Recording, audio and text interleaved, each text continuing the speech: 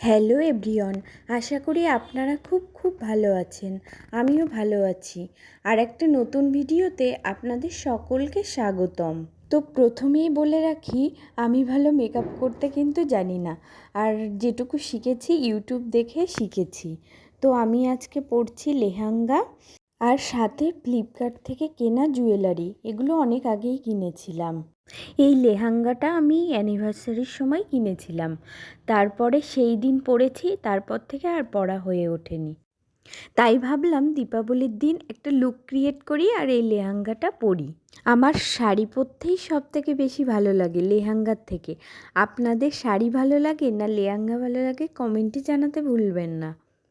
তো মেকআপ করতে করতে একটু গল্প করি, আর সেটা হলো আজ ভাইফোঁটা, আর আমি ভাইফোঁটা দিতে পারবো না এবছর।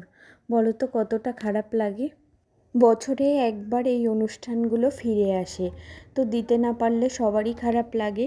তার কি করা যাবে, অসৌচ বলে কথা। আর একটা শুভ অশুভর ব্যাপার আছে, মঙ্গল অমঙ্গলের ব্যাপার আছে। আমি দিতে পারবো না এবছর, তো কি হয়েছে। ভাই বলল, দিদি মন খারাপ করিস না, ছর্দি দিয়ে দেবে, তাতেই হবে, আর তুই আমাকে দূর থেকে আশীর্বাদ করিস, সেটাতেই হবে। তো দেখুন, গল্প করতে করতে আমার মেকআপ করা সাজগোজ প্রায় হয়ে গেছে। এবার জুয়েলারি, চুড়ি, আংটি, কানের দুল এগুলো একে একে সব পরে নিচ্ছি। আমার এই জুয়েলারি সেটের সঙ্গে কোনো টিকলি ছিল না, তাই ভাবলাম যে গোল্ড কালারের যে টিকলিটা আছে সেটাই পরলেই ভালো মানাবে, কারণ লেহেঙ্গার সাথে টিকলি পরলে অনেকটা সুন্দর লাগে। তাই সেই টিকলিটাই পরে নিচ্ছি। আর আমি না একদমই চুল বাঁধতে পারি না ভালো, তো চুল ছেড়ে দিই সব সময়। এই যে দেখুন, আমার সাজগোজ পুরোপুরি কমপ্লিট হয়ে গেছে। আর এই দীপাবলির লুকটা আপনাদের কেমন লাগলো সেটা কমেন্টে জানাবেন।